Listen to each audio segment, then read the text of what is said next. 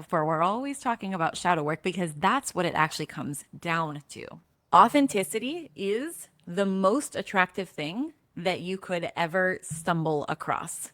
The problem that most people run into with authenticity is that they think that all of their emotions, maybe all of their thoughts, who they are today, like whoever you are today, is not the most authentic version of you.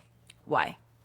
Because your persona, who you think you are, who other people think you are, that mask that we all wear, because we all wear a social mask. It's like you can imagine this is the mask that you wear, and then behind the mask is the vulnerable self. Okay. The mask was formed a long time ago. The mask was formed from generational stuff that has happened. So, not even stuff in your lifetime. The mask was formed in childhood, primarily between the ages of 0 and 7, because we have a spike and an increase in neuroplasticity, which is the brain's ability to rewire itself until about the age of 25. That's when it kind of drops off. And then we have to use other tools after that to boost neuroplasticity. But this mask was created so long ago. And so the triggers that you're having in your life that detract from your confidence, you see a hot woman and she's so attractive that you slip into some kind of weird underconfident behavior. I just had a client, we were talking about that, where he's like, I'm confident at work, I make a lot of money, I have a great home, I have two beautiful children, I'm single, but there's certain women, like certain body types even, that slip him out of confidence and he goes into his little boy energy, right? We can call it little boy energy because that's actually what it is. It's the unhealed part of his nervous system that takes control of his car, of the mask that he's still wearing, and goes oop and starts becoming nervous system dysregulation, right? So that's really like if you really want to hack into your confidence, yes, we can learn about what we can do to appear more confidence. But that's actually just building up the mask. The thing that you want to do to really get to more confidence is to start tracking in what situations, around what type of people do I feel hierarchically less than? Okay. We exist in a state of hierarchy all the time around other people. It's because we're a tribal species. So don't kill the messenger. I'm not saying that anyone is better than anyone. That is not what I'm saying, right? But for example, when I work 1 day a week at a drug and alcohol and mental health rehab center. When I go there and I sit in the seat of the therapist, I am hierarchically higher, not better than hierarchy. We have to get rid of this concept of hierarchy being better than. It has nothing to do with worthiness, but they are there to receive information from me. So I exist here. Where in your life, and you can just allow whatever comes to you first impression, where in your life, in what situations, around what type of people, is it relationships? Is it people? Is it finances? Is it work? Is it when you're alone, right? Is it when you're naked? So we can look into all of these aspects and go, where in my life do I feel that sliver of a lower hierarchy where my nervous system gets activated, where I start to feel underconfident, where I start to feel anxiety, where I start to check out? We have to bring awareness to the information that our body is presenting to us because your body will never lie. Ever, ever, ever. Okay. So let's talk about that. This is going to change your life. If you actually listen to what I am saying, if you apply what I am saying, your life will change by tomorrow. I'm not kidding. Definitely in 7 days. I have done this enough times where I've seen change happen so radically quickly. It even blows my mind, especially if you've never done any type of shadow work before. So here's the first step that you really want to understand because it will make you feel so much better about your life. You will be able to bring presence into your life in a way that you never have before. And presence is what people think of as happiness. When people say like, oh, I really want to be happy, what they're actually saying is I actually want to be present because we have all consented. If you are alive and you are hearing my voice and you are breathing, which I'm assuming all of you are, you have on some level consented to pain. Okay. that's like a red pill swallowing that needs to happen right now. We have all consented to pain because we live in duality. Nothing is ever going to be happy all the time. Nothing's ever going to be bad all the time. We've consented to both. So the point rather of all of this, and even of confidence, because that's kind of what we started to talk about, is to have presence. Okay, that's embodiment. That just means your awareness is in your body. Your nervous system can go in and out of states of dysregulation and regulation, but you're embodied in that experience.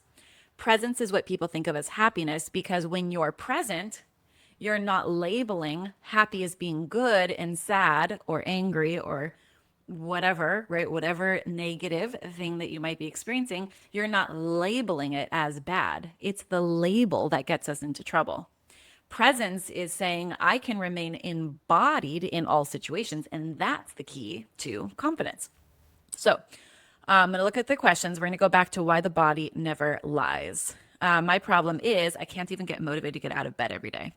I'm very, very sorry. I have been there. That not to have a diagnosis around it, because I am not able to diagnose anything, but I'm curious if you have been checked for, like, diagnosed for depression. And I have helped people remove themselves from depression, because depression at its root is a self-loving process to minimize pain when a outcome is futile. Okay. If you want to come back around to that, let me know, because I have a very different view on depression. I'm just looking at questions. Consent means free will and choice. Not sure I asked for this. Yeah, I hear you on fire. It's like a subconscious consent, because we are only aware of 5%, if even that, of the choices, decisions, and realities that we are experiencing. The rest is subconscious and unconscious. Unconscious is the reptile brain. The reptile brain basically looks at everything. It actually receives information first, and it sorts it out into safe or unsafe. And the reptile brain goes, can I eat it? Can I fuck it? Or should I run from it? End of story. Survival and procreation, safety, that's it. And it generates a nervous system response. The unconscious, the reptile brain, shoots up a message to our subconscious, which is the bulk of us. This is like the monkey part of us that experiences emotions. And it creates an emotion in the body, an emotion, a feeling, okay? Emotions exist in the body, not in the mind. You can feel them. Like if you've ever been heartbroken, you can take your hand and you can place it. I feel heartbroken here. If you've ever been nervous, you can take your hand, I place it here. It's a feeling. Feelings exist in the body, not in the mind. And then the subconscious, what it does is it creates a feeling. The feeling is true. This is actually going to tie into what I was saying before, how the body never lies, because when the body produces a feeling, the feeling is true. If I feel angry, you could literally unzipper me. I say that in such a sexual way. You could unzipper my body. You could look at my nervous system, and we would be able to point literally, physically, the neural pathways that are activated via electrical signals and hormonal signals and all the types of neuromodulators in our body. We would be like, yes, there it is. That person, Kate, is feeling angry. She has a boosted amount of testosterone in her body. There's the testosterone molecules. I can visually see them. So the body never lies. This is the thing that's going to change your life. Your body never lies, ever. End of story. If you are feeling a certain way, there is a reason you are feeling that way. The body exists in divine perfection all the time. Body doesn't make mistakes. The problem happens when the body has a feeling. This is the subconscious. This is how you're wired, right? From ages 0 to 7, you're wired in a certain way. It makes this circuitry in your nervous system, and that becomes the glasses that you perceive reality through. So when reality, people, triggers, circumstances come in through those glasses, they move through this darkened web of a falsified reality. The unconscious, that reptile, will go safe or unsafe. Okay? If it's unsafe, then it shoots up that information to the body, to the rest of the subconscious, and the subconscious goes, what does this feel like? Let's put another layer of information on it. This feels like anger. Let's just use that example. This feels like anger. The anger is actually happening. The body never lies. The last step, and this is what differentiates us from animals in the wild, because animals in the wild don't do this. And I'll give you an example, is that the subconscious shoots up the information from all that is happening in the body into the mind, okay, into the conscious brain. This is the 5% of you, if not less. And the mind is this wild, like meaning making machine. I kind of think of it as AI. It's like AI because it will always generate a response. It does not mean that the response that it generates is true or accurate or reflective of anything that resides in truth. It just generates a response. So the example, I'm going to give you a couple examples. The example that I give is often is like, if I were to be like, why? Okay. Always be careful with the word why, because your brain will generate a response no matter what. Why was this morning the best morning ever for me? Well, actually, it was really good because I went for a walk. Well, I go for a walk every morning, but this morning I listened to music and I almost never listen to music. So I had this kind of like free flowing vibe to my morning, and I meditated before my kids woke up. So I could keep generating, right? I am making this up. Those things actually happened. Like the information I'm giving you is accurate. But I only was able to access this narrow scope of information. This is what the conscious mind does, because I posed a question. Why was this morning the best morning ever? And the telescope goes, we're looking for the best morning ever reasons. Here's the reason. Here's the reason. Here's the reason. Here's the reason. I'm not seeing the full truth. I could sit here, and I will, and say, why was this morning the worst morning ever? Now I have a different feeling in my body. I actually felt heartbreak, right?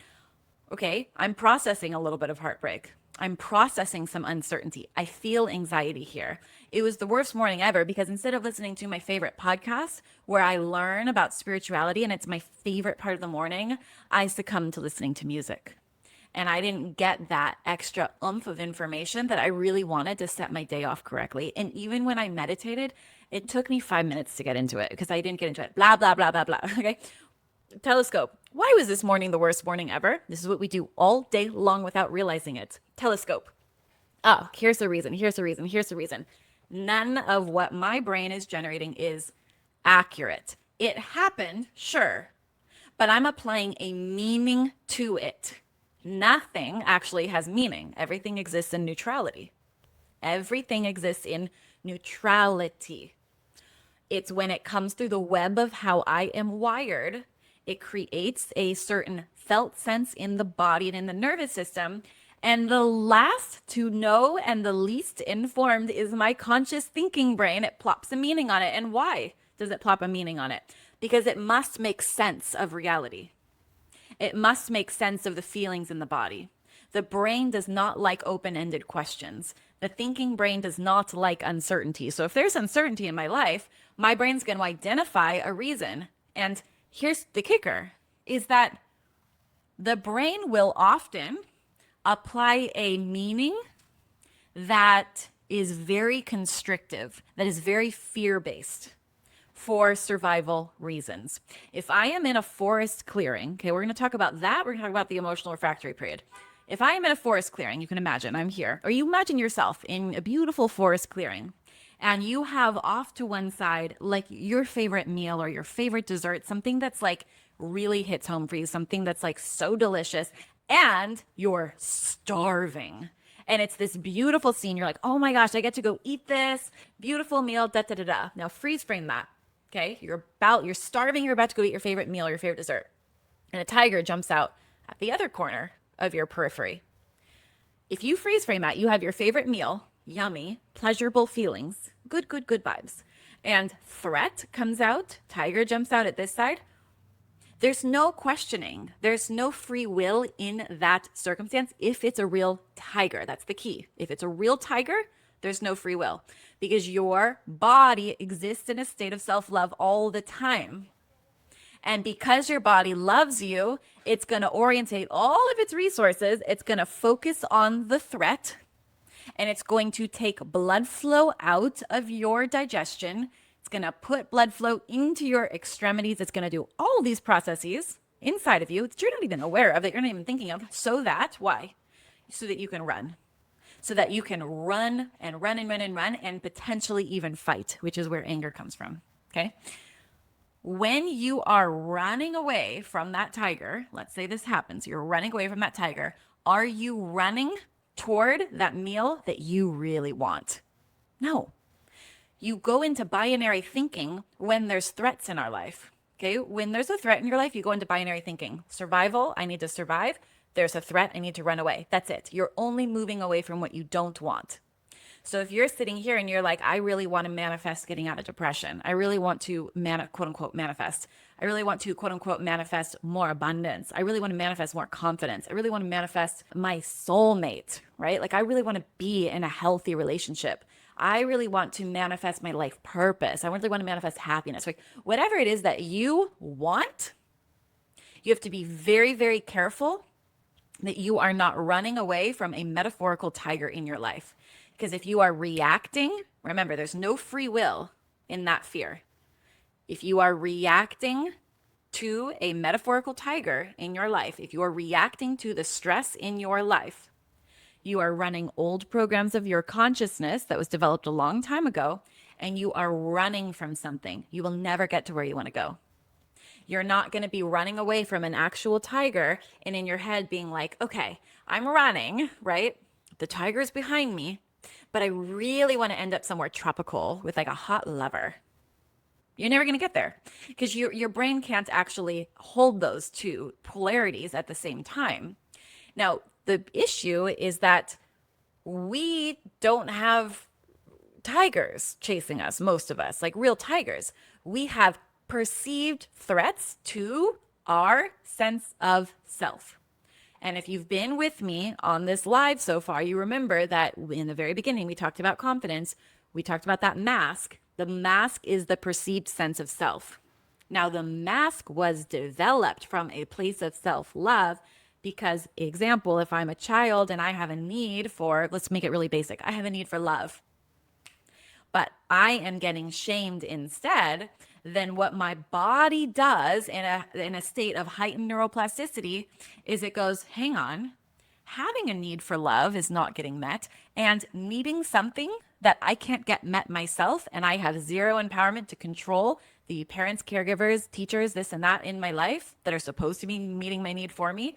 I have no control over their actions, decisions, and behaviors. The need becomes a threat because it is in a state of pain and uncertainty, a lot of pain, when our needs are not met appropriately. And we've all gone through this to varying degrees as a child. This is just because of society, right? It's no one's fault. No, there's no blame anywhere. What does the body do? Well, the body loves itself, right? So the body is always acting in self-love. It's always acting in self-preservation. And it takes an uncomfortable emotion, whatever is happening in the body, usually shame in this experience. Shame says, I am bad. I'm not worthy of this. And the shame bubble wraps around this need for love and it shoves it into the subconscious. Now I'm not conscious that I even have that need. The need still exists. The body is still in a state of stress. But because my body loves itself, it goes, I'm going to try to get rid of this, but you can't actually get rid of it. I can take my hair, I could cut it, right? Might be cute. I could cut my hair. I cannot cut out a human need for love. There is no scalpel, there is no surgery, there is no surgeon, there is nothing I can do where I can go in there and scalpel out the neural pathways that say that I have a need for love. The only thing I can do is disassociate from that need for love. And I do that via negative emotions. I wrap it up, I push it down.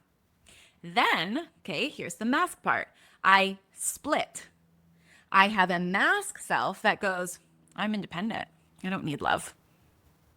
That's inauthentic, okay? This is actually where a lack of confidence comes from because we all have these parts of ourself hidden very deep in the back of our neurology, wrapped up in shame, wrapped up in anger, wrapped up in grief, wrapped up in deep heartbreak. Deep heartbreak. We all carry this. And we have disassociated our conscious awareness from these parts of ourself. And we have the mask. Now, when the mask gets threatened, we internalize it on some level as if a tiger is attacking us.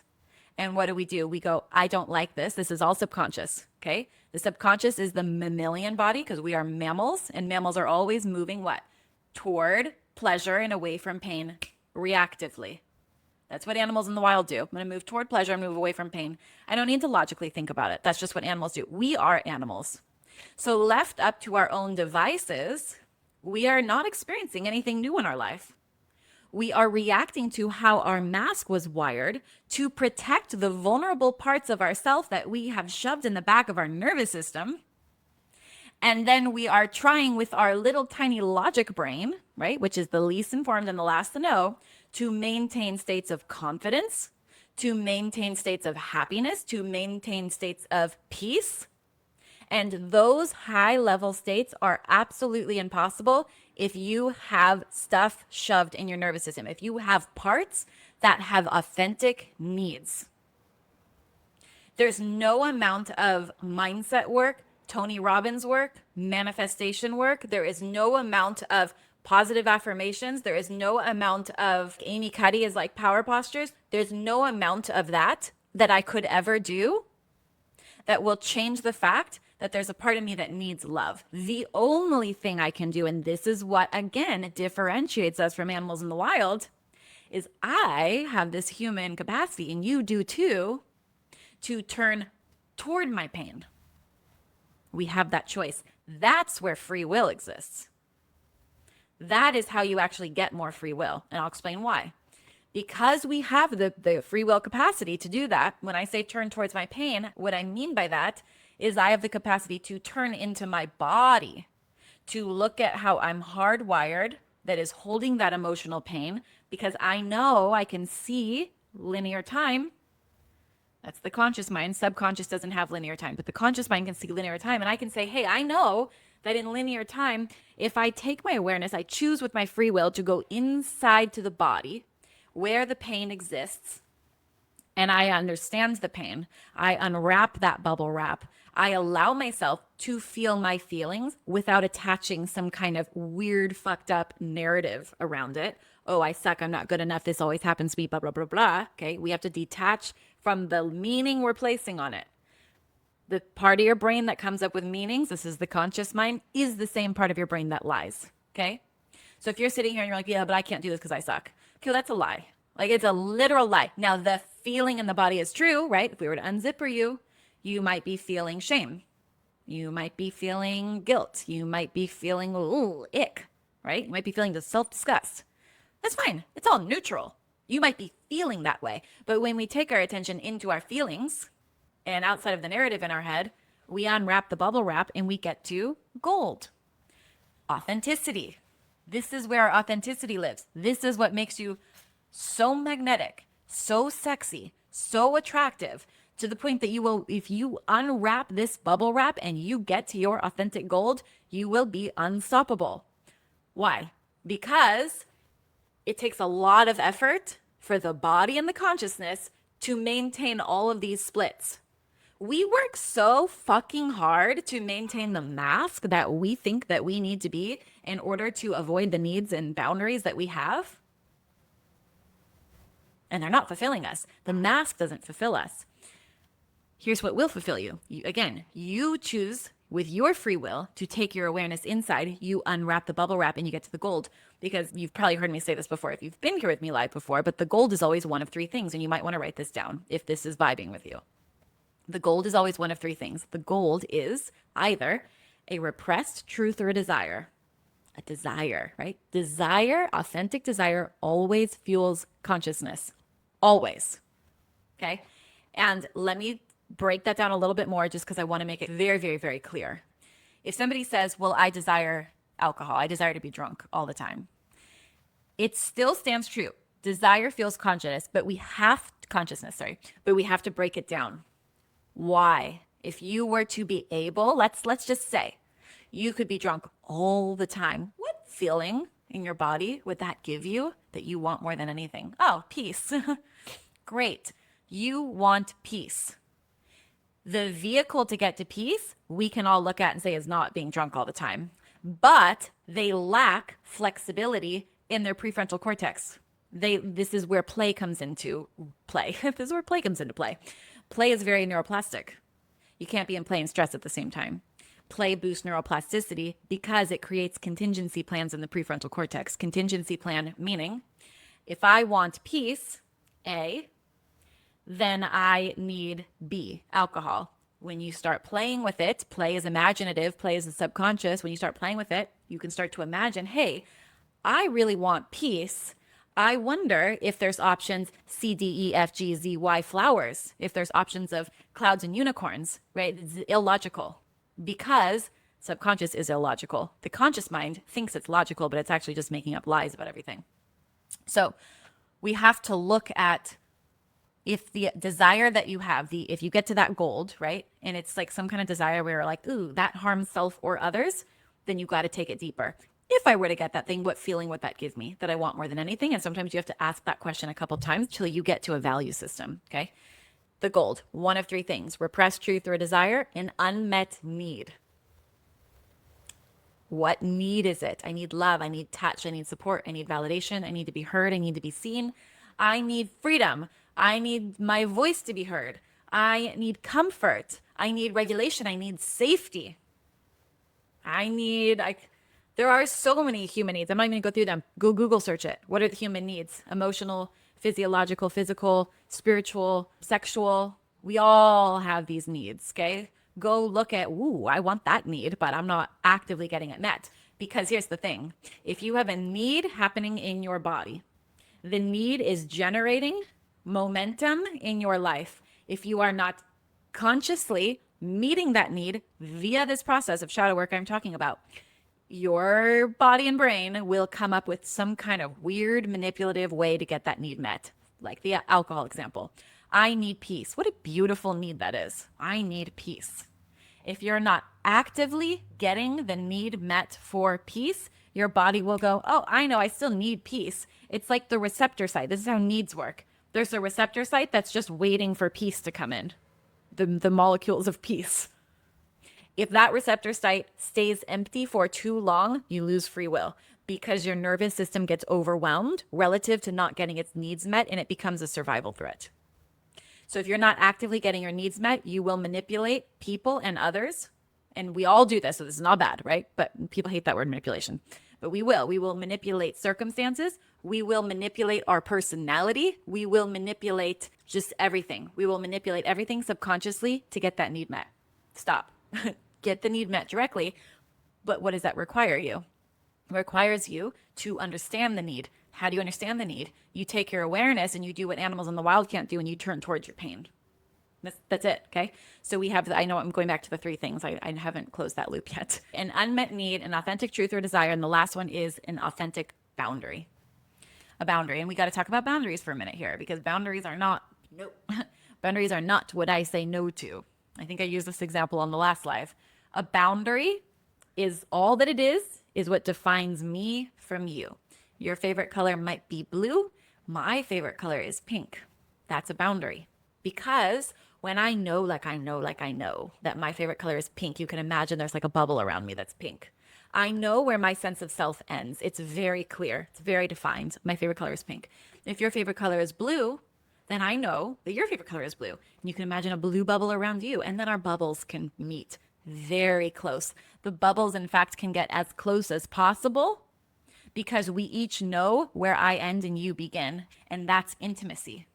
That actually allows you to see, to have all of yourself and to see into another completely without judgment. Okay. The problem happens with boundaries is when, with the color example, if I say my favorite color is pink, okay, and somebody says, well, my favorite color is blue, and I have an unmet need for love and connection and intimacy, and there's this neediness, but I shut off from that neediness because I'm like, I'm independent and I don't need that. Okay, this is what we do. Then I might say, oh, actually, my favorite color is pink, my favorite color is blue as well. I actually don't really like pink that much. I actually really like blue. What have I just done? I have not acted correctly on my boundary. I have found a manipulative way because I have manipulated my truth. I have manipulated my authenticity to get something from somebody else. Now I have no sense of self. There is no intimacy in that. This is what happens in relationships. It's a weird example because it's colors, but this is what happens in relationships. So when you have relational shit hit the fan, which it's going to, because that's what relationships do, and you have these different feelings come up, the most authentic thing is often not just speaking your feelings right away.